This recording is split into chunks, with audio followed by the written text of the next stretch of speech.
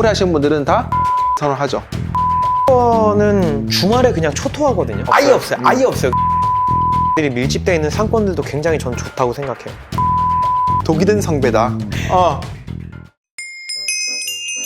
구시가지, 신시가지 보통 하잖아요. 이제 구시가지와 신시가지를 비교한다 그러면 대부분 사람들이 이제 좀 오래 하시는 분들은 다 구시가지를 선호하죠. 그럼 네, 신시가지는 일단 커뮤니티 시설이 들어온 경우도 많고 생각보다 상권 활성화가 안 돼요. 그리고 걔네 바빠요. 왜냐면 가장 서울까지 가야 되니까. 젊은 부부들도 많아서 맞아요. 걔네들 먹고 사는데 바빠서 사실 여기에 돈 쓸 일 없는데 맞아요. 구시가지 같은 경우에는 애들도 이미 클 대로 어느 정도 컸거든요. 그러니까 자기 자신한테 몸도 좀 돌보고 본인한테 돈 쓰는 분들이 은근히 많고 맞아요. 소비가 구시가지가 저는 확실하게 높다고 생각하고 실제로 어느 동네를 가든 구시가지랑 신시가지 가면은 신시가지는 프랜차이즈들이 많은데 구시가지는 갈비집이나 비싼 그런 데들이 좀 많이 있어요.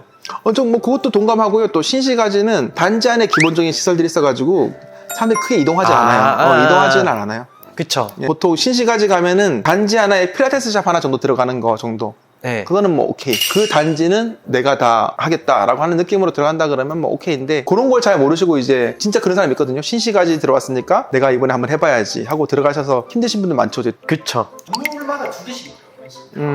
그러면 그냥 다 죽자는 거거든요. 그죠. 그러니까 사실은 신시가지 들어갈 거라 그러면 처음에 누가 들어갔으면은 그 다음 분들은 안 들어가는 게 그게 나요. 네. 그냥 네. 이거는 순서인 것 같아요. 네, 순서가 순서라서 그냥 내가 먼저 들어갔으면 네네 뭐 오케이인데 안 들어갔으면 그냥 여기 네. 내가 티켓을 못 받았다. 맞아요. 그리고 대학교들이 밀집되어 있는 상권들도 굉장히 전 좋다고 생각해요. 그거는 뭐 전 이견이 없다고 생각해요. 그 인구 순환이 워낙 좋기 때문에 네. 새로 계속 유입되고 나가고 하면서 계속 홍보할 거리도 많고 마케팅 포인트도 많고 센터든 PT샵에 유리하다고 보는 부분이 있고 PT샵에 좀 더 유리한 부분은 PT샵이 리텐션이 중요하잖아요. 재가입이 약간 재가입에 대한 스트레스가 덜 할 수 있죠. 맞아요. 네. 금액이 크니까 대학생들이 재가입을 할 수 있을까 이런 생각 하거든요. 그 포인트가 중요하죠. PD님께서 다닌 학교 학생 수가 몇 명이 될까요? 18,000명도 있었어요. 그 중에 PT 몇 명 받으면 될 것 같아요. PT샵이 살아남기에 1%.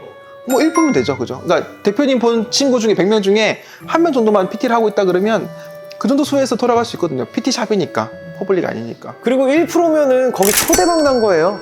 그렇죠. 뭐. 대박이 아니고 초대박이 난 거라 아마 1%까지는 필요 없을 거예요. 아마 20명만 있어도 돼요. 18,000명 네. 중에. 그런 것도 봤어요. 그 신입생들이 약간 PT를 한다고 했을 때 특히 좋은 대학교 들어가면 우리 딸, 뭐 우리 아들 고생했어. 나 운동 못했지.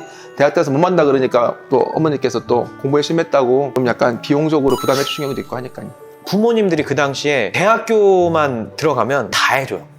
다 해줘요. 뭐 차를 사주거나 이러진 않지만 자식이 좋은 대학교를 가고 했으니까 당연히 이제는 뭐 운동도 못하고 했으니까 그런 거 관리하게끔 해줘야 된다. 이런 것들이 좀 많아가지고 대학교 상권이 경쟁이 심한가요?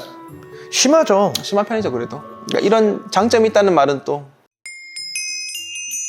그 다음에 이제 우리가 일반적으로 역세권이라 그러잖아요. 역세권에 대해서는 어떻게 생각하세요? 근데 보통 이제 역세권들이 이제 직장도 많은 상권이고 통상적으로 좋다고 표현하는 게 맞죠. 일본적으로는 다른 데서도 약간 말을 했었는데 임대료가 전체 매출의 20% 이상을 잠식하면 안 된다고 보거든요. 내가 어디를 들어갔는데 내가 여기 매출을 한 1억까지 띄울 수 있을 것 같아. 1억까지 띄울 수 있을 것 같으면은 2천만 원까지 임대료를 낼 수 있어요. 내도 돼. 그런데 제가 운영하다 보니까 운영이 잘 안 돼가지고 매출 6천, 5천 떨어졌단 말이에요. 그럼 이제 임대료 한 40%가 육박하잖아요.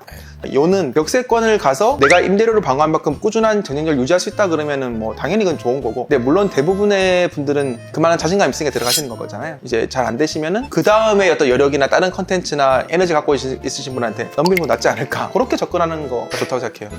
저는 역세권에 대해서 그러니까 같은 말인데 좀 다른 게 맛있는 상권이라서 누구나 들어가고 싶겠지만 절대 누구나 들어갈 수 없고 정해진 소수만 들어갈 수 있는데 그죠. 정해진 소수는 돈을 갖고 있냐 없냐예요. 역세권에 들어가기 위한 자세, 예의는 돈을 많이 투자해야 된다. 예, 저는 그렇게 생각해요. 그래야만 내가 자리도 지키고 그리고 그 사람들이 원하는 그 퀄리티라 이런 게 그렇죠. 그러면 이제 이걸 정리하면 이제 한 단어가 있네요. 역세권은 독이 든 성배다.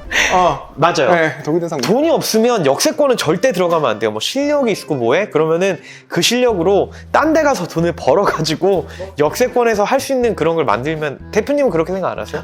저는 충분히 공감하고요. 논의약인데 이런 거 있죠. 그러니까 내가 충분히 프랜차이즈로서 확장을 하고 있다 그러면은 상징성으로 들어갈 수 있다고 생각해요. 저는 그거는 죄송한데 조금 반대예요. 네네. 왜냐면 우리 산업에 네. 상징성을 보기에는 너무 초토화돼 있어요. 그래서 저는 이제 그 흐름의 변화가 좀 있지 않을까. 그러니까 경쟁업체가 한 명이라도 생겨버리면 말 그대로 그냥 돈을 얼마나 들고 있냐의 싸움이 된다고 하더라고요. 최대한 오래 버틴 사람이 무조건 이기니까. 그러니까 숨참기 게임에 가면 이렇게 그렇다는 말이 맞는데 가장 이상적인 케이스는 역세권에 누구 한 명 자금이 들어갔어. 그러면 자금으로 거기를 누르려고 후발주자로 들어오는 거는 피하는 게 서로 하기 좋지 않을까요? 그렇죠. 저는 기본적으로 같은 그렇죠. 맥락인 거죠. 오피스 단지에 대해서는 어떻게 생각하세요? 오피스 상가가 소규모 어떤 스튜디오 개념의 필라테스나 뭐 요가나 PT샵은 모르겠는데 퍼블릭은 좀 잘 힘든 것 같아요. 제가 말하는 거는 이게 건물에서 건물로 이동하는 게 생각보다 심리적으로 잘 안 돼요. 맞아요. 그러니까 내가 어떤 건물이 하나가 있는데 이 건물이 입주자가 많아가지고 충분히 소화가 한다 그러면은 그럼 이제 들어가도 되는데 그래서 제가 소규모로 말을 한 거고 일정 평수가 넘어가게 되면은 다른 건물에서 와야 되거든요. 이게 생각보다 잘 안 되더라고요. 홍보도 잘 안 돼요. 그것도 맞아요. 네. 저는 오피스 상권은 다른 것보다 주말에 그냥 초토화거든요. 그거 중요하죠.